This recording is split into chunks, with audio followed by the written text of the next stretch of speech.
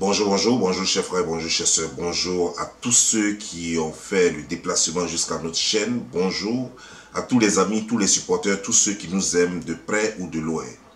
Aujourd'hui, nous allons parler d'une certaine Sophie Densia, originaire du Cameroun, vivant en Côte d'Ivoire.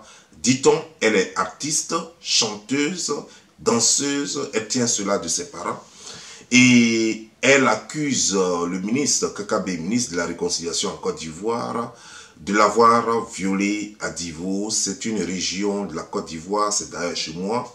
Et nous allons tout de suite passer à son interview, à ce qu'elle dit. Elle a eu une communication au téléphone avec des gens que je ne connais pas.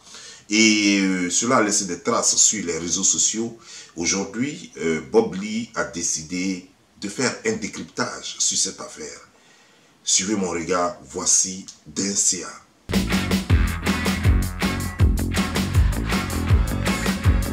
Chers frères et sœurs, vous allez écouter maintenant la communication d'avec Densia, la communication téléphonique d'avec Densia, Sophie Densia. Et au fur et à mesure, je vais faire mon décryptage pour qu'on sache exactement ce qu'il en est. Les incohérences, parce que c'est ce que je recherche. Les incohérences, parce qu'il faut qu'on se pose des questions sur cette affaire, il faut qu'on sache. Elle a dit plein mal de choses qui suscitent des questions dans ma tête. J'aimerais qu'ensemble, qu'on décrypte et qu'on sache exactement qui a fait quoi, qui a dit vrai, qui n'a pas dit vrai, qu'est-ce qui motive tout ça. Est-ce que c'est vrai que cette femme a été vraiment violée et qu'elle a mal et qu'elle a besoin d'attention, elle a besoin de justice, ou alors c'est toute une affaire montée de toutes pièces? Nous allons en savoir tout à l'heure. Je suis ivoiro-camerounaise. Le nom d'artiste, c'est Sophie Densia.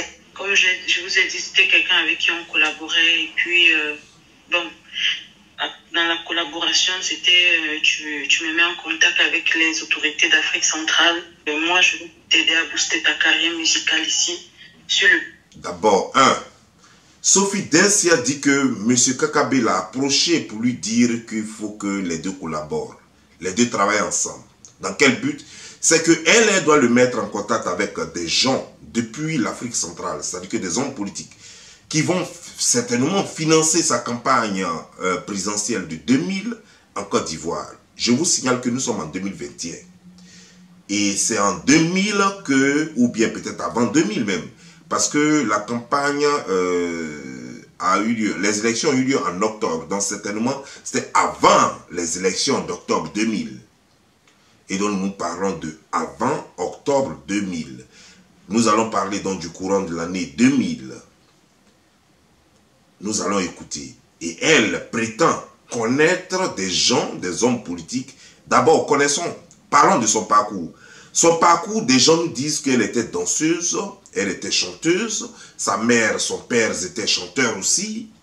Mais bizarrement, cette fameuse danseuse, chanteuse, grande artiste comme on nous présente, n'est pas connue au Cameroun. C'est quand même bizarre, elle n'est pas connue au Cameroun. Et ce qu'on nous dit, personne ne nous montre l'une de ses cassettes, l'une de ses œuvres.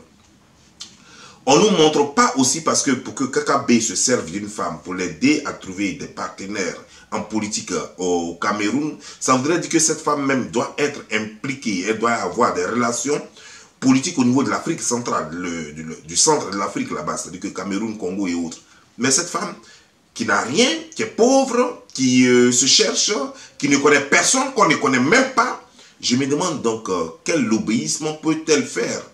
Elle a-t-elle l'expérience dans le lobbyisme? Qui elle est exactement? Mais on va continuer.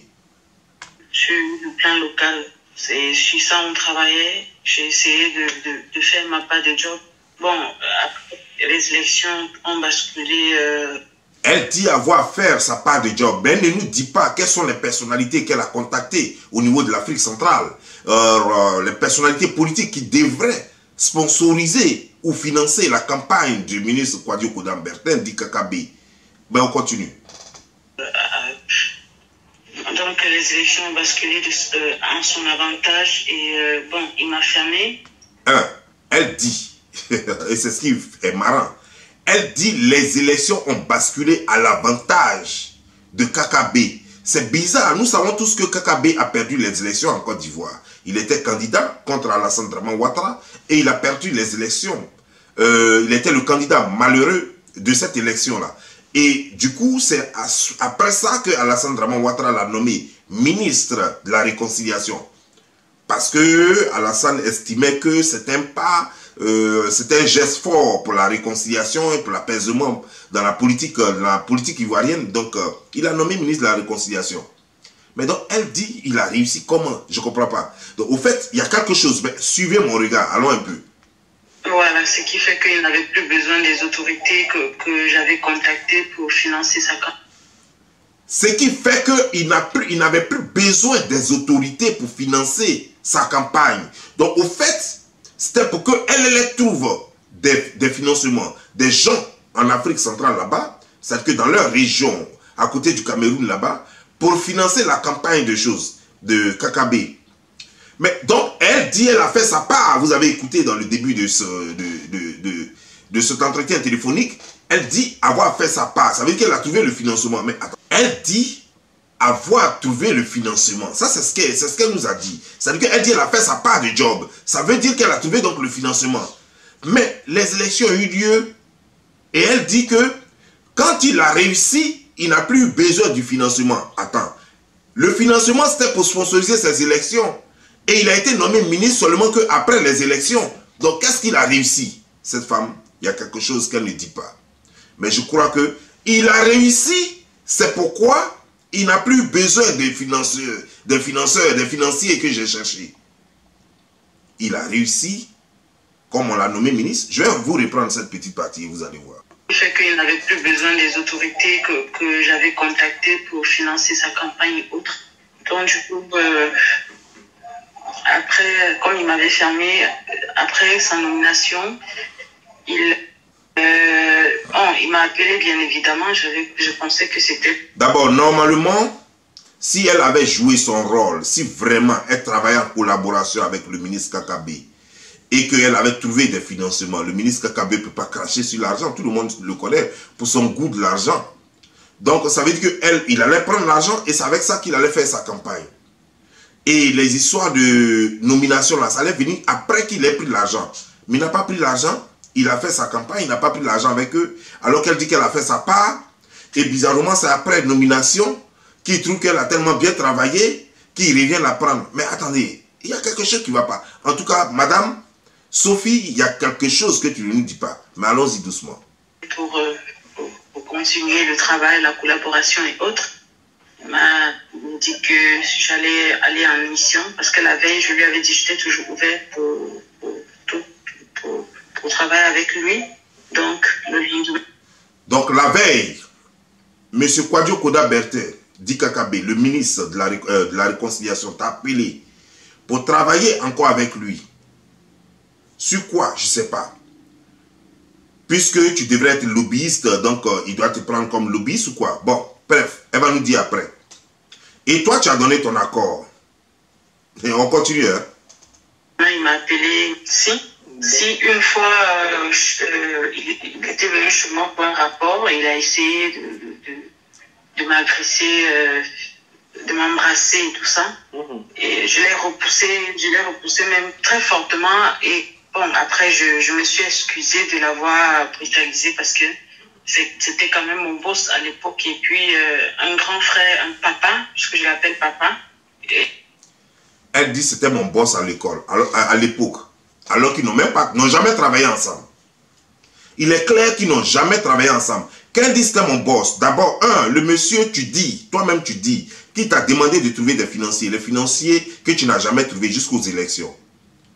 Tu n'as jamais trouvé les financiers. Sur quel projet vous avez déjà travaillé? Tu dis c'était mon boss. Il n'a jamais été ton boss. On vous voit dans plusieurs photos. On a l'impression plutôt que le monsieur était ton amant, clairement. Comment vous êtes rencontrés, on ne sait pas. Mais vous n'avez jamais travaillé. Parce que jusque-là, tu ne nous dis pas quels sont les boulots réellement que tu as fait pour lui. On continue. Et il m'a dit, ok, ça ne va plus se répéter. Une seconde fois, c'était à son bureau. J'étais venue déposer un rapport. Et en voulant sortir, il m'a saisi. Et puis, il a voulu me toucher les parties intimes. J'ai fait des bruits en le repoussant. Ça a fait des bruits. Sa seconde femme est entrée. Et puis, elle a eu... Ah, moi, je ne savais pas que Kakabe avait deux femmes. et que il y a l'une de ses femmes qui travaille avec lui, peut-être même les deux, et donc elle est la collaboratrice directe de KKB, et pendant ce temps, lui il sent que s'il ne forme, si sa femme, son épouse, parce que quand on dit femme, ça veut dire ton épouse, si son épouse, sa deuxième femme, si elle travaille avec lui, il ne ferme pas la porte de son bureau, et il se permet de vouloir embrasser une fille au bureau ou la brutaliser au bureau, je veux bien savoir quel homme qui peut le faire. Et tout est possible dans la vie. Allons-y comprendre. Et dessus, elle lui a fait des reproches en fait, en gros. Il y a des témoignages. J'ai des gens, j'ai une amie dont il a fait la même chose à sa copine. Non, attendez, il y a quelque chose. La femme de KKB lui a fait le reproche. Elle a sermonné devant cette femme.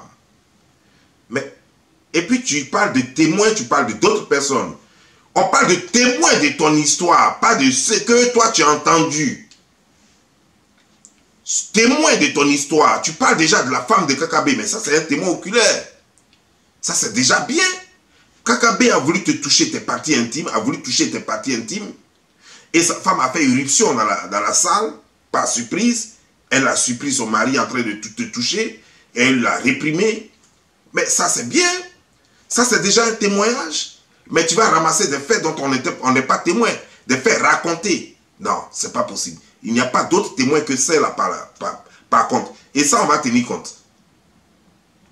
La copine de cette amie-là, donc bon, comme je n'étais pas là, c'est elle qui a fait ce témoignage. Pour moi, je dis, quelque chose qui se passe comme ça, c'est vrai, j'avais honte d'en parler jusqu'à ce que... mon mari en découvre, j'ai décidé, bon, si lui il est au courant. Après l'acte, je me sentais mal parce que j'étais mal physiquement, moralement.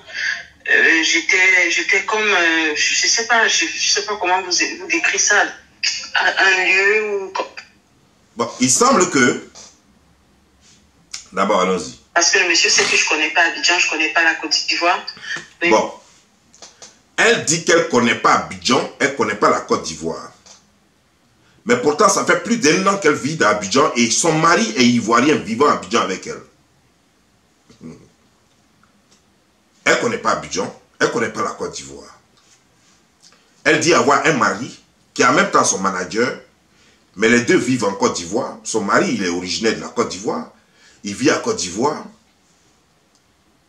Et depuis plus d'1 an, elle dit être animatrice en Côte d'Ivoire, mais elle ne connaît pas la Côte d'Ivoire.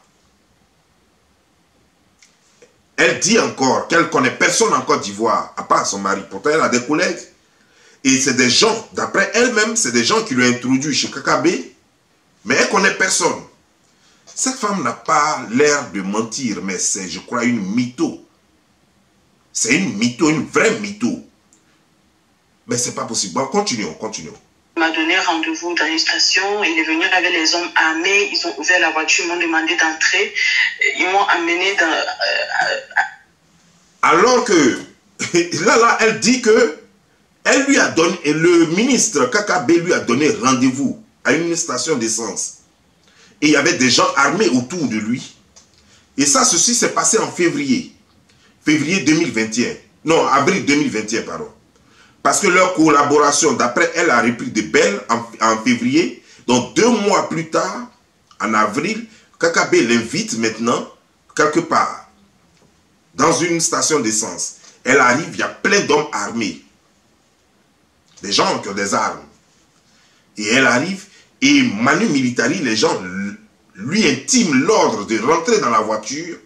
Et dans la voiture, déjà, KKB commence à la toucher ses parties intimes. Et elle va dire, ils ont roulé jusqu'à Divo, de 20h à 1h du matin. D'abord, j'aimerais dire aux uns et aux autres, je suis de Divo. Et on ne roule pas de Divo, on ne part pas à Divo en roulant 4h ou 5h, c'est pas possible.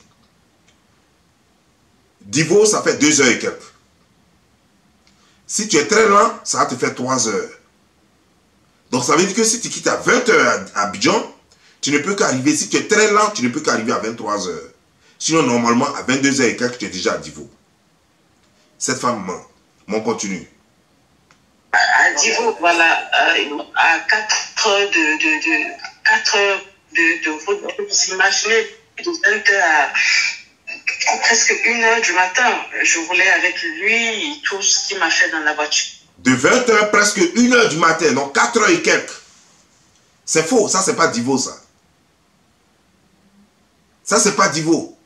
Si elle avait dit peut-être là, Kota ou derrière, ou Gagnewa, j'aurais pu croire.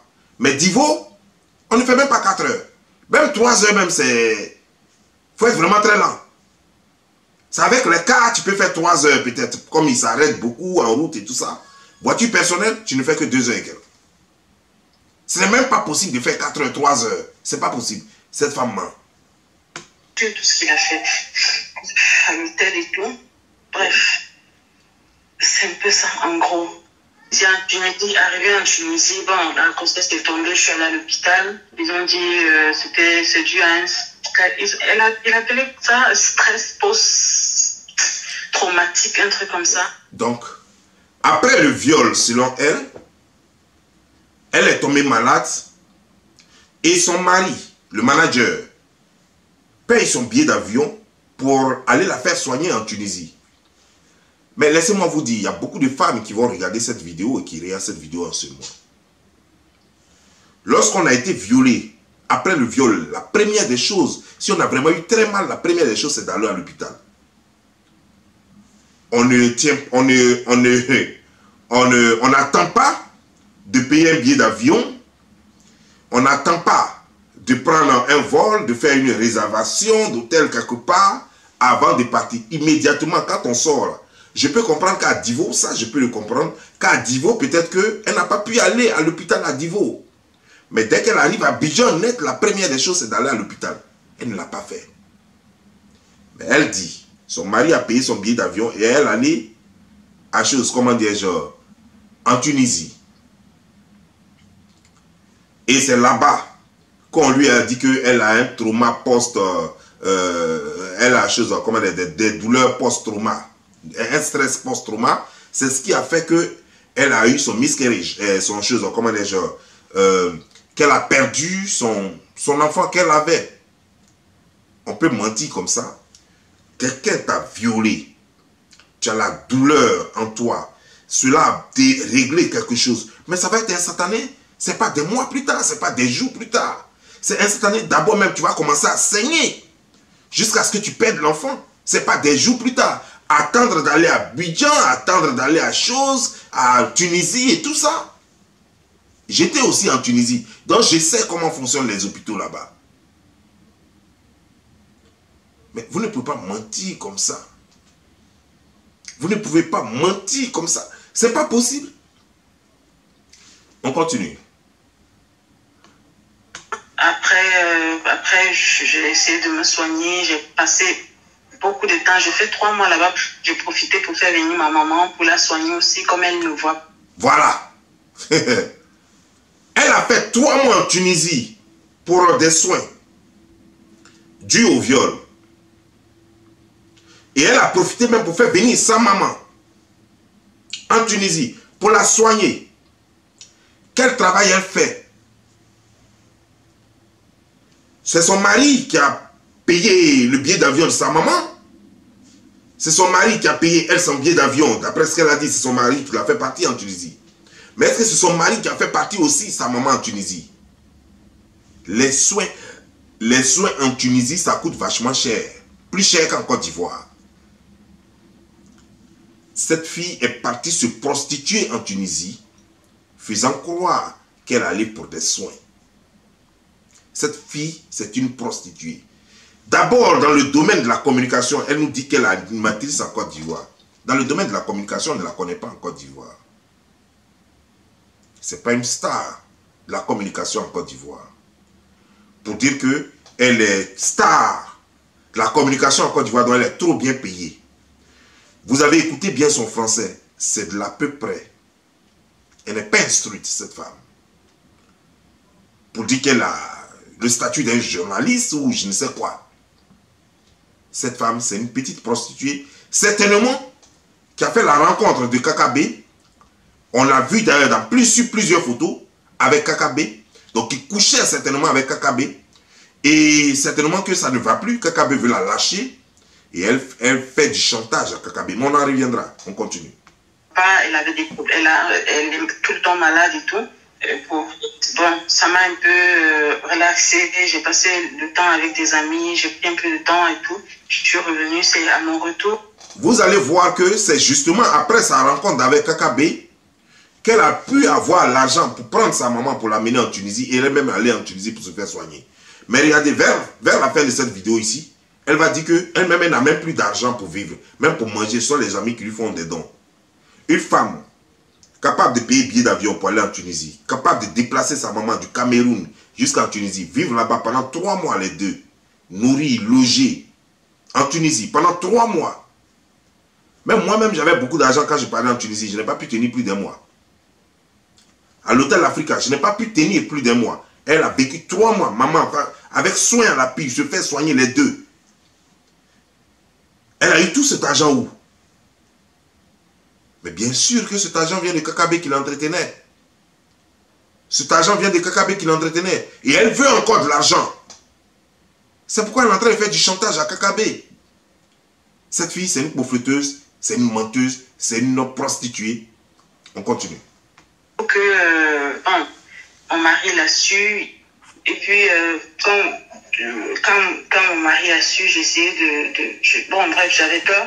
Puis je me suis dit, j'ai collaboré avec des gens qui m'ont introduit à lui. Je vais en parler à ceux qui m'ont introduit à lui. Voilà, vous m'avez introduit à quelqu'un qui... Donc, apparemment, tout ce temps, jusqu'à ce qu'elle parte en Tunisie, son mari ne savait pas. Le soi-disant mari ne savait pas. Elle a même fait venir sa maman et tout ça. Son mari ne savait pas. Et c'est après que son mari a su. Tu portes une grossesse de quelqu'un. Il n'est pas informé que tu es enceinte. Jusqu'à ce que tu voyages. La grossesse a un problème. Tu as des problèmes de douleur au ventre. Le monsieur, le père de la grossesse ne sait pas. Tu vas en Tunisie. Jusqu'à ce que tu es tellement à l'aise que tu fais venir ta maman même de la Tunisie. Attends, on peut mentir comme ça? Normalement, voilà ce qui devait se passer. S'il était vrai que tu es parti en Tunisie pour des soins, ce qui est faux d'abord, mais s'il était vrai que tu es parti en Tunisie pour des soins, dès qu'on a annoncé que tu as fait un avortement qui est dû à ce que tu as vécu et tout, le stress, tout et tout, parce qu'il n'y a pas de traitement pour les petits trucs comme ça, il n'y a pas de traitement à long terme. Ce n'est pas un traitement, on va t'imposer un traitement de 3 mois, non. C'est juste, ils vont nettoyer dedans et tout, et puis paf, 2 jours, on te laisse partir. La première des choses, c'est aller retrouver tes parents. Parce que tu n'as pas envie de te sentir seul pour trop réfléchir. C'est d'aller retrouver tes parents et non d'aller prendre ta maman pour l'amener là pour que vous vivez là. C'est du mensonge. Mais on continue. A fait ceci. J'ai appelé son directeur de communication qui a fait ça. Je lui ai dit, voilà. Il me dit, ah, moi, je ne travaille plus avec lui depuis. J'ai appelé son directeur de cabinet. J'ai expliqué, voilà. Il m'a dit, ok, je vais te rencontrer. Non, mais bien sûr qu'elle est bien introduite. Elle connaît son directeur de communication, son directeur de cabinet. Et pourtant, cette femme dit qu'on l'avait engagée d'abord pour être lobby. Ensuite, on l'a engagée, que Kakabe l'a engagée en tant que conseiller en communication, bien je ne sais quoi. Ben, elle nous a jamais dit où est son bureau. Parce que ici, en Côte d'Ivoire, en fait, en Côte d'Ivoire là-bas, quand on nomme un ministre, il a tout un cabinet, avec un chef de cabinet, avec tout et tout. Tout son staff a un bureau. Chacun de ses collaborateurs a un bureau. Toi, ton bureau était situé où? Tu es une menteuse. Je l'ai rencontré. Bon, j'ai essayé de lui expliquer en détail tout ce que j'ai vécu et tout. Il m'a dit, bon, il fallait me le dire plus tôt. Pourquoi tu as attendu 6 mois, patati patata. Il était avec son conseiller financier, un truc comme ça. Donc, bizarrement, c'est 6 mois après. C'est-à-dire que l'affaire a eu lieu en avril. Avril, mai, juin, juillet, août, septembre. Donc, on prend avril, mai, juin, juillet, août, septembre. 6 mois, ça a eu lieu en avril. Et c'est 6 mois après qu'elle se rend compte qu'on l'a violée et qu'elle en souffre aujourd'hui. Oui, ça peut arriver que tu peux être violé et puis bon voilà, être dans le doute de savoir s'il faut dire, comment tu seras jugé et tout ça. C'est vrai, ça peut arriver. Mais ce qui est bizarre, c'est quoi? C'est qu'un homme aussi important comme ça t'a violé Tu as perdu même un enfant dedans. Et ton homme, tu l'as informé. Finalement, après, et lui n'a pas pris la résolution de poursuivre celui-là directement. Donc, depuis là, ce monsieur devrait déjà faire la une des journaux. Il devrait chercher d'abord justice. Lui, il a perdu son enfant dans cette affaire. Et non, vous êtes assis tranquillement. Ça ne lui dit rien, même s'il a perdu un enfant, ça ne lui dit rien. Il attend 6 mois plus tard. Et puis maintenant, c'est maintenant qu'il se rend compte que non, il faut qu'on fasse chose. Il faut qu'on réclame justice. Vous êtes des plaisantins, dis donc. Vous êtes sérieux là? Des crimes, il t'a fait comment? Il a fait devant, il a fait derrière, il a fait... Oui, son directeur de cabinet me posait toutes ces questions-là. Tu as des photos, est-ce que il y a des dates sur les photos? Est-ce qu'il y a... Je leur ai dit, mais allez vous faire foutre. Ils ont pris rendez-vous avec mon mari. Ils ont essayé de causer avec, le monsieur, le concerné. Le concerné a avoué, il a dit, bon, il reconnaît qu'il a fait ça et tout, devenir les deux. D'abord, ça c'est un problème. Ça c'est clair. Kakabe ministre qui sait ce qu'il risque dans tout ça là, par intermédiaire, par le biais de d'autres personnes, va reconnaître que oui, tu as violé. Ça va dans ta tête? Tu es sûr que ça va dans ta tête? Kakabe, tu crois que c'est un petit? Lui va aller s'asseoir avec des intermédiaires qui vont venir le voir, puis il va dire oui, j'ai fait. Il y a deux choses dans ce genre de cas-là. Il y a deux choses devant qui Kakabe peut avouer l'avoir fait. Soit sa femme, soit devant la justice, soit devant des enquêteurs. Soit sa femme. Si la femme le confronte avec preuve à l'appui, il va avouer à sa femme que oui, je l'ai fait. Ou alors, s'il est devant la justice, qu'il accable, devant la police, qu'il accable avec des preuves, il va avouer. Mais juste parce que toi, tu as parlé, et puis des gens viennent le voir. Des gens même qui peuvent après le mettre dans un chantage, vont venir le voir et puis il va dire oui, j'ai fait ça, demandez-lui pardon. Tu es sérieuse là? Et en plus, lui est le patron de ces gens-là. Son chef de cabinet. Lui, il est le patron de ceux-là. Eux vont avoir courage de venir régler les histoires de choses avec leurs choses. Mais tu parles de quoi? D'abord même, le chef de cabinet dans ce genre de cas même, c'est avec le protocole. Parce que ce que tu n'oublies, ce que tu ne sais pas, puisque vous êtes bête. Ce que tu oublies, c'est que le ministre a un protocole d'abord. Chef de protocole, c'est lui qui prend ses rendez-vous, c'est lui qui fait tout. C'est lui, même c'est quel, quand il va coucher, même avec femme, tout ça, c'est lui qui connaît tout. Ça, c'est son chef de protocole. Le chef de cabinet, dans un cas pareil même d'abord, la personne à qui il va dire d'abord même, il va se renseigner, il sait que le chef de protocole doit être au courant de tout. Quand tu es parti, où tu es parti, depuis quand vous fréquentez, toi, le chef de protocole doit être au courant de tout. Le chef de cabinet ne vient pas voir le chef de protocole, lui, il a le courage d'aller parler à son patron. Tu crois que le chef de cabinet, le directeur de cabinet du ministre est nommé par le président? Il est nommé par le ministre lui-même. Donc il peut être viré à tout moment. Et lui va aller parler à son patron. Tu te prends pour qui au juste? Parce que tu as dit dans cette vidéo que le chef de cabinet dit que lui va parler au patron de son ministre. Et toi, tu es une plaisantine. C'est comme ça que vous mentez là. Sérieux. Continuons.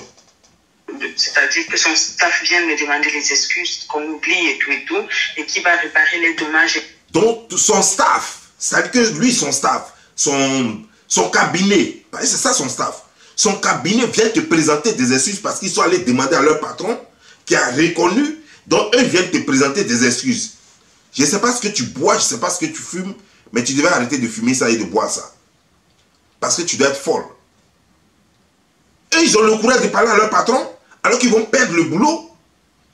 Eux, ils vont aller voir Kakabe pour lui dire, voilà, une femme vient dire, Et maintenant, ils vont aller te dire que, non, comment dire, il dit, il a reconnu les faits, nous venons te demander pardon. On dirait que tu rêves, hein? Et tu rêves mal. Et ton rêve risque de se transformer en cauchemar. Allons-y. Ainsi de suite, ils sont venus demander les excuses. Bon, moi, j'étais prêt à essayer d'arranger à l'amiable. Mais ce qui m'a un peu sidéré, c'est qu'il envoyait un cyberactiviste, ce qu'on appelle Zasso, pour venir me menacer. Il envoyait de venir me menacer et tout. Bon, bref, je me suis rabattue sur une autre cyberactiviste. D'abord, ce que tu ne sais pas, c'est que Zasso Dagrou Patrick n'est même pas proche de KKB. Ça, je peux te l'assurer. KKB va envoyer un cyberactiviste pour toi te menacer pendant que KKB a son chef de sécurité qui est là, qui est militaire. Celui qui est en charge de la sécurité des choses au KKB, là, c'est un militaire. Même peut-être avec plus de chance, ça peut être même un commando. Il a ça, qui peut aller te menacer chez toi à la maison. KKB peut appeler même un petit policier pour aller te menacer à la maison. Tu comprends bien, non? Ça fait un. Il y a plein de gens de RHDP en Côte d'Ivoire là-bas, à qui KKB peut parler comme ça. Et puis il va aller te menacer. Zasso est en France. Donc lui, il va prendre le téléphone, il va appeler Zasso en Belgique ou je ne sais quoi. Donc lui, il va appeler en Belgique là-bas, il va dire à Zasso, il faut menacer cela. Ça va chez toi? Est-ce que en fait, tu te crois dans un film western ou bien, je ne sais pas, dans un film indien? Tu te crois réellement dans un film indien où tu te crois capable de monter toute l'histoire pour venir accabler les gens? On t'a dit qu'on est bête en Côte d'Ivoire? Continuons. Je vais te dire, cette histoire, des gens prennent ça pour politiser ça parce que certainement on t'a donné un peu d'argent. Des gens t'ont donné un peu de sous pour salir un monsieur avec qui tu sortais et qui ne veut plus de toi visiblement. Donc il faut monter une histoire pour le salir. On t'a donné un peu d'argent parce que tu es affamé. Mon arrière. Qui m'a beaucoup soutenu et m'a mis en contact avec certaines autorités chez qui elle a exposé les faits. Et tout s'est même arrivé en haut, qui a donné l'ordre à ce dernier de résoudre cette affaire dans 24 heures. Et je suis sûr que ce monsieur ne sait même pas que le bourreau n'a pas résolu l'affaire. Bon, c'est où on en est. Oui, bien sûr, il est venu me demander qu'est-ce que tu penses que... Bon, c'est pas avec moi parce que je n'étais même pas en état ni de le voir, ni de négocier, ni quoi. Si j'ai accepté de le voir, c'était à cause de l'ordre qui était venu d'en haut en haut, comme quoi un haut cadre de la police devait l'accompagner pour être témoin des excuses qu'il devait me présenter. Bon, attends, l'ordre est venu d'en haut. Parce que quand toi tu dis en haut, là, nous on voit le président de la République, hein, c'est lui qui est en haut de KKB. Bon, avant le président, il y a le ministre, le premier ministre. Donc, après le premier ministre, le président. Donc, il y a deux en haut. Donc, quand tu dis en haut, là, tu ne précises pas. Est-ce que c'est le ministre, le premier ministre Patrick Hachi? Est-ce que c'est le président Alassane Dramane Ouattara qui est en haut, là? Parce qu'il a deux patrons KKB. Il a le premier ministre qui est son patron. Et puis, il y a le président de la République. Ça s'arrête là. Il n'y a plus d'autres patrons. Donc, quand tu dis en haut, donc tu as dit en haut une fois, et puis en haut de en haut. Donc, ça veut dire que c'est le président. Donc, toi, le président va t'appeler, parce que tu es trop important, quoi. Et puis, il va te dire que voilà les instructions que j'ai dit à KKB, parce qu'il te met au même niveau que KKB, quoi. Tu es sûr que ça va chez toi? Il va te mettre, le président de la République, nous tous on connaît, le président de la République va te prendre, toi, une petite pembèche de rue, lui va prendre son ministre, là, il va te mettre au même niveau que son ministre, t'appeler toi, et puis te dire, bon, j'ai donné des instructions à KKB, il va, le ministre de choses, le ministre de la sécurité, ou alors le directeur de la sécurité, va l'accompagner, puis va te présenter des excuses. Tu es sûr que le président va le faire? Tu rêves? Toi, tu rêves ou quoi? Attends, est-ce que ça, tu es sûr que ça va chez toi, madame? Mais c'est pas possible. Le président va t'appeler, comment même? Parce qu'il n'y a plus de gens même pour causer avec toi, c'est le président lui va causer avec toi. Et puis il va dire, et puis pour que KKB te présente des excuses, il va dire non, quelqu'un n'est qu'à l'accompagner. Parce que c'est quoi ça? Tu es sérieuse là? Non, directeur de la police va accompagner KKB pour te présenter des excuses. Donc on va traiter, donc le directeur de la police directement devient le supérieur du KKB maintenant, quoi. Je crois que, madame, tu ferais mieux de te réveiller. Ou bien ce que tu prends là, je ne sais pas si c'est alcool, je ne sais pas si c'est dans un fumoir que tu vas souvent. Ce que tu prends là, vaut mieux que tu commences à diminuer la dose parce que ça commence à te chambouler, ça commence à te rendre un peu autre chose.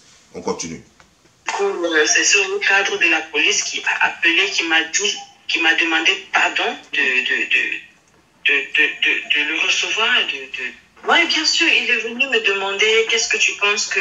Bon, c'est pas avec moi parce que je n'étais même pas en état ni de le voir, ni de négocier, ni quoi. Si j'ai accepté de le voir, c'est... D'abord, c'était pas avec moi. Il est venu me voir, ça c'est la première chose. Mais c'était pas avec moi qu'il a causé. C'est avec qui? C'est normalement ton mari. Donc les gens vont causer. En fait, tu ne sais pas comment ça fonctionne. Donc voilà, c'est pourquoi tu t'es pris. Sinon, si ton mensonge était bien organisé, les gens allaient y croire. Mais ton mensonge a été très mal organisé parce que tu ne sais même pas comment ça fonctionne. Parce que tu n'as jamais réellement approché ces gens-là. Tu as une pétasse que KKB tirait de temps en temps. Donc tu ne sais même pas qu'est-ce qu'on appelle le protocole, comment tout cela fonctionne. Tu ne connais pas. Donc c'est pourquoi ton mensonge a été très mal organisé. Il fallait demander à quelqu'un comme moi qui sait comment tout cela fonctionne. Qu'est-ce que c'est que le cabinet des ministres? Qu'est-ce que le ministre peut faire? Qu'est-ce que c'est qu'un protocole? Tu ne sais même pas qu'il a un protocole. Tu ne sais même pas qu'il a un protocole et que tous ces rendez-vous, et que partout où il va, tout est géré par un protocole. Tu ne sais même pas, tu n'es même pas au courant. Tu ne sais même pas ce que c'est qu'un protocole. Le protocole est toujours avec il y a deux personnes toujours. Le protocole et son chargé de sécurité, c'est-à-dire que son directeur de sécurité, les deux là, c'est les gens qui sont toujours avec lui. L'autre a Takiwaki. Le protocole, lui, n'a pas Takiwaki. Il peut arriver de temps en temps au protocole d'avoir Takiwaki pour communiquer avec le gars de la sécurité. Mais les deux ont Takiwaki et les deux sont toujours auprès du ministre.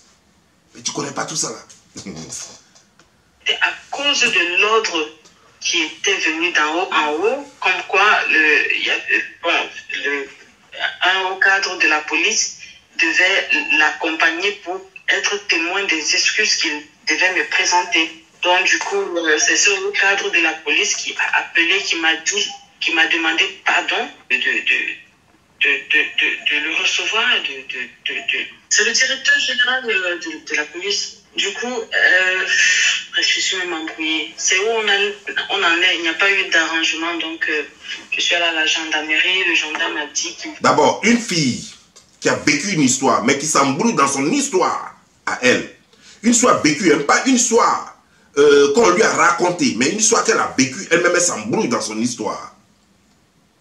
Elle n'est pas capable d'être cohérente dans son histoire. Elle n'est pas capable de raconter son histoire du début à la fin. Allons-y comprendre quelque chose. Et elle m'a dit, oh ben je m'embrouille. Vous voyez. Non, mais on continue. C'est intéressant ça. Son supérieur. Et si d'ici demain soir, le bourreau n'a pas résolu cette affaire, en haut, on lui avait dit, tu dois donner à la fille tout ce qu'elle te demande. Je pense que son supérieur en haut... À croire qu'elle a eu... elle a eu une conférence à trois avec le président, le en haut là, c'est le président, et KKB, et puis elle. Ils ont eu une conférence à trois. Et puis le président est en train de lui dire, hey KKB, ce que la fille te demande, tu dois lui donner tout. Et puis d'ailleurs même, je vais instruire le directeur de la sécurité pour t'accompagner, pour que tu lui présentes des excuses. Mais tout ce qu'elle va te demander, tu vas lui donner. Apparemment, tu ne connais pas la Côte d'Ivoire. Tu crois que la Côte d'Ivoire, c'est Cameroun? Pas au courant qu'il n'a pas résolu. Donc, le gendarme m'a dit, si demain soir, le monsieur ne s'est pas présenté pour venir résoudre cette affaire à l'amiable, il va interpeller le procureur de la République et puis on va lancer les poursuites judiciaires jusque-là. Donc, attends, c'est un monsieur, un autre monsieur. Ce n'est plus le président de la République. Là, ça a dépassé maintenant le président de la République. Donc, apparemment, si je comprends bien, le président de la République a dit ça à quelqu'un d'autre, à un directeur quelque part là-bas. C'est ce directeur qui est venu te dire, à t'entendre parler. Et donc, maintenant, toi, le directeur te dit que si jamais, dans 24 heures, il n'exécute pas l'ordre du président, lui, le directeur, il va saisir le procureur de la République et puis il va saisir qui de droit pour que justice soit faite. Président n'a pas encore dit j'ai fini avec l'affaire. Un petit directeur va se lever et puis va prendre l'affaire en compte pour faire quoi que ce soit. Alors que l'ordre doit venir du président. Un ministre, on ne l'arrête pas comme ça. On ne peut pas arrêter un ministre, on peut ça même pas aller en justice si le président n'a pas encore dit ok, j'ai fini avec ça. Et pour que le président dise que j'ai fini avec ça, toi tu rentres à tes missions d'abord. C'est là que le président dit j'ai fini avec toi. Il va t'obliger, il va te contraindre à rendre ta démission. Et c'est après ça que maintenant la justice va suivre son cours. Tu es malade, hein? Oh, vraiment, c'est pas possible. J'attends un peu. Ils ont dit 48h, ça finit demain soir. Donc d'ici demain soir, si je n'ai pas de suite, je vais déposer ma plainte. Et puis, bon, déjà à la gendarmerie, j'ai rencontré un premier gendarme qui m'a conduit vers son supérieur. Son supérieur a dit que lui, il est incompétent vu la qualité de la personne. Voilà, donc je trouve que c'est son supérieur qui va prendre acte de... Donne-nous 48 heures, donne-moi 48 heures, je vais essayer de voir le haut, donc c'est-à-dire celui qui coiffe tout, qui les coiffe tous. Et si d'ici demain dimanche, il n'y a pas de résolution, lui, il va se charger d'interpeller le procureur de la République pour une suite. Ah, donc attends. C'est un petit gendarme. Non, moi je pensais que c'était vraiment ton niveau soit récambolaise. Tu dis beaucoup de choses en même temps, puis tu te contredis. Donc c'est un petit policier, tu allais à une gendarmerie. Et c'est le gendarme qui te raconte que l'affaire le dépasse, vu la qualité, vu le statut de la personne. Donc lui, il va voir son procureur, son supérieur. Si son supérieur n'a rien fait, sans seulement que lui, il va saisir la justice. Attends. Vraiment, tu es dans un film indien. Mais je crois que les gens vont te tirer, vont te mougou à Bidjan jusqu'à 5 francs même, tu ne vas pas gagner en bouche. 5 francs, ça ne va même pas rentrer en bouche. Tu ferais mieux d'aller prendre maison à zone 4. Voilà. Ou bien, maintenant, il y a des nouvelles clés maintenant qui sont à la Riviera et autres là. Va là-bas. C'est ce qui te va. Sinon, tu es bête d'air. Tu es vraiment bête. Tu ne sais même pas construire un mensonge.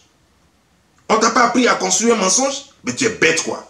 Non, c'est pas possible. C'est ça que j'attends. C'est pourquoi je vous ai dit, déjà d'ici demain soir, si on n'a pas de suite, lundi, je vais récupérer la plainte et puis je vous envoie la plainte et tout ce que vous voulez. 10 millions, j'ai refusé. Ils ont envoyé le même monsieur venu me proposer 20 millions, mais j'ai refusé. On t'a proposé 10 millions, tu as refusé.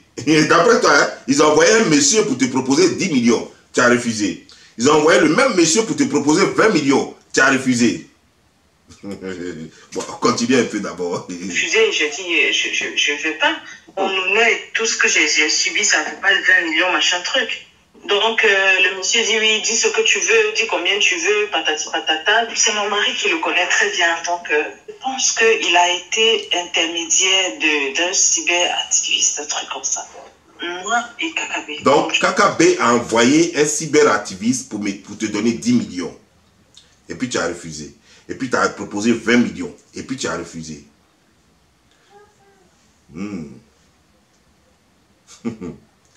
Toi, d'abord, je ne vois pas KKB faire ça. Ça fait un. Déjà, ça même, il ne discute pas. C'est un Dida. Ah, il est Dida Baoulé. Je ne le vois pas en train de faire ça. Et puis, je ne vois pas un Ivoirien qui a fait ça. Les Ivoiriens que moi, je connais. Il ne voit pas un qui a fait ça. Ça fait un. De deux, toi-même, quand on te voit là, quand on te voit ici, tu es le genre de personne qui peut refuser 10 millions. Même 1 million. Même 1 million. Toi, tu peux refuser ça. Tu peux dire, je ne prends pas. Tu es sûr que toi, tu peux refuser 1 million. À plus forte raison, refuser 10 millions ou 20 millions. Alors, tu prends les gens pour des toc-toc, pour des fous, quoi. Que non, j'ai de la valeur et t'attends des trucs. Du coup, personnellement, je ne le connais pas. Je connais pas les autorités d'ici personnellement. S'il veut, je vais lui prouver. J'ai son vocal quand il m'a donné rendez-vous. J'ai la plaque d'immatriculation de la voiture qui m'a amené. Mais d'abord, attends, madame, il faut que je t'arrête tout de suite. La plaque d'immatriculation ne dit pas qui t'a violé. Le fait de te donner rendez-vous ne dit pas qui t'a violé. Il y a plusieurs photos qui sortent aujourd'hui pour dire que ce n'est pas votre première rencontre. Vous avez l'habitude de vous voir. Donc ça veut dire que vous avez des rapports. Mais rien ne dit que les rapports que vous avez ont quelque chose à voir avec le viol, le soi-disant viol dont tu parles. On veut que tu nous amènes les preuves du viol. Il faut qu'un médecin établisse qu'il y a eu viol d'abord. Un médecin doit prouver qu'il y a eu viol. Ça, c'est la première preuve. La deuxième preuve, il faut qu'il y ait des témoins, des cris, montrant qu'il y a eu lutte entre toi et la personne, qu'il y a eu violence sur toi, sur toi-même, ton corps. Voilà les preuves dont on a besoin. Il faut que maintenant des spécialistes réellement t'écoutent pour savoir. Mais tu parles de voiture. Moi, il y a des gens même que je ne connais même pas qui ont le numéro de ma voiture. Il y a des gens que je ne connais pas à qui je donne rendez-vous pour leur livrer des produits. Il y a des gens que je ne connais pas à qui je donne rendez-vous pour des affaires. Qui me donnent aussi rendez-vous pour des affaires. Ça ne veut pas dire que ces personnes me violent ou je les viole. Attends, de quoi tu parles? Bah, allons-y. Son staff qui est venu demander pardon, j'ai tous les vocaux. Je vous dis, c'est mon mari qui a tout ça. C'est pour ça que je disais que d'ici le lundi, puisque lui-même, il a promis que dès qu'on prend la plainte, on va balancer ça dehors pour que les gens médiatisent, pour que justice soit faite. Parce que si les gens n'ont pas les preuves, ils peuvent étouffer et puis faire un jugement biaisé, en fait. Il y a une chose que je ne comprends pas. Toi, tu as ton téléphone, c'est ton mari qui a les vocaux. Alors que les vocaux ont été faits sur ton téléphone. Pour passer les vocaux à ton mari, il suffit seulement de faire envoi, de faire forward. Et puis, ton mari aura ce que tu as. Mais ton mari a ça et toi, tu n'as plus ça. Et toi, tu ne peux pas montrer. Il y a des menteuses comme ça. Pourtant, la technologie, c'est très simple. Moi, je peux avoir le même enregistrement sur mon téléphone que quelqu'un proche de moi, quelqu'un que je veux qu'il ait la même chose. Tellement simple comme bonjour. Mais toi, tu n'as pas ça. C'est ton mari, le soi-disant mari, qui est en même temps ton manager. C'est lui qui a ça. Allons-y comprendre des choses. Ah, merde. On a toutes les conversations, tous les vocaux. Lui-même, il est descendu pour venir demander pardon. Le samedi passé, quand leur supérieur hiérarchique a ordonné qu'il vienne s'excuser, lui-même, au lieu d'envoyer son staff, le dimanche à 22h, il a appelé mon mari, pardon, je veux te voir. Et il a dit, mais moi, je ne peux pas venir te voir, puisque comme il ne vit pas avec moi, il dit, mais je ne peux pas venir sans la victime. C'est à la victime que tu as fait par moi. Donc, au fait, toi, tu es marié en Côte d'Ivoire à un jeune Ivoirien, mais tu ne vis pas avec lui. Et ce jeune Ivoirien a tellement de moyens qu'il a payé ton billet d'avion, ton séjour à l'hôpital et tout ça, pour t'envoyer en Tunisie. Et c'est ce jeune Ivoirien qui est en même temps ton manager et qui garde les vocaux impliquant un crime commis par KKB. Impliquant KKB qui aurait commis un crime sur toi. Alors, tu prends les gens au sérieux là. Ton mari en Côte d'Ivoire où maison est moins chère. Côte d'Ivoire que nous on connaît là. Toi, tu es marié à un Ivoirien, mais tu ne vis pas avec lui.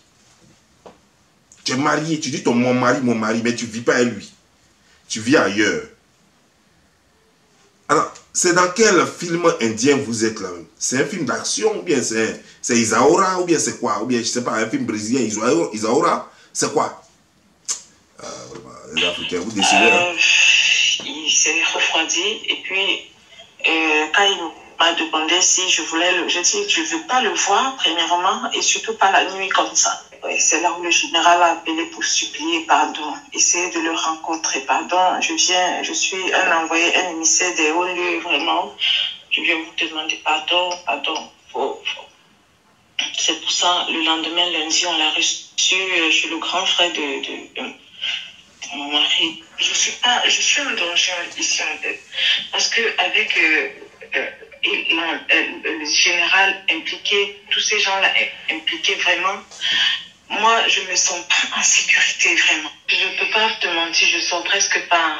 Même pour aller chercher de quoi manger, c'est-à-dire travailler, essayer de faire mes petits business, je sors pas. Honnêtement, parce que j'ai peur qu'on peut me poignarder quelque part, on peut m'agresser, on peut m'enlever pour m'amener quelque part jusqu'à ce que l'affaire se calme et ainsi de suite. Donc, je sors presque pas. C'est Anissé qui m'a envoyé un peu d'argent hier pour manger aujourd'hui et demain. Donc, oui, elle ne sort pas, elle n'a pas d'argent. Une femme qui est capable de payer un séjour il n'y a pas longtemps, un séjour de 3 mois, un billet d'avion, tout, et pour sa maman aussi, pareil, de 3 mois en Tunisie, mais qui dit qu'elle n'a rien à manger. Pourtant, l'affaire a commencé, ça ne fait même pas 1 mois. Ça ne fait même pas 2 semaines que cette affaire a commencé sur les réseaux sociaux. Et du coup, elle dit qu'elle ne peut même pas manger. Mais tout le temps, dès que le viol a eu lieu en avril, depuis avril jusqu'à maintenant, elle pouvait manger, elle avait l'argent et tout. Et maintenant, elle ne peut plus manger. Et c'est des gens qui sont obligés de lui donner de l'argent. Je vais vous dire la vérité ici. La vérité, c'est que celle-là, c'est une pute qui veut faire du chantage au ministre. Et qui a été approchée par des hommes politiques adversaires du camp du ministre KKB. et qui pensent que par ce biais-là, elles peuvent se faire de l'argent sur Kakabé. C'est mal connaître les Ivoiriens. Les Ivoiriens ne tombent pas dans un chantage pareil. Si tu veux là même là, il faut déchirer ton vagin. Il faut faire croire que même on a mis tête de bébé dedans ou bien tête d'un humain dedans. 5 francs, tu n'auras pas. C'est mal connaître les Ivoiriens. C'est vous comme ça qui faites que désormais, les femmes réellement violées, meurtries dans leur corps, qu'elles n'arrivent pas à avoir solution. Parce que vous banalisez le viol. Le viol, c'est un crime trop sérieux pour qu'on prenne ça, pour en faire un fonds de commerce. Pour qu'on prenne ça pour jouer avec. Faisons très attention parce que ce que vous faites là, ça ne vous honore pas, vous les femmes. Quand vous le faites, vous pensez à votre propre gain, mais vous ne pensez pas à toute la gente féminine. Vous ne pensez pas à toutes les autres femmes. Et c'est malheureux. C'est vraiment malheureux de votre part. Parce que c'est un crime tellement pris au sérieux partout dans le monde. Quand on voit des gens le bafouiller comme ça, s'amuser avec ce genre de crime. Alors que des gens en souffrent jusqu'à aujourd'hui. Ça fait pitié. Sur ce, je vais vous laisser. C'était Bob Lee pour le décryptage sur cette affaire de Sophie et de Kakabé. Portez-vous bien et que Dieu bénisse. Ciao.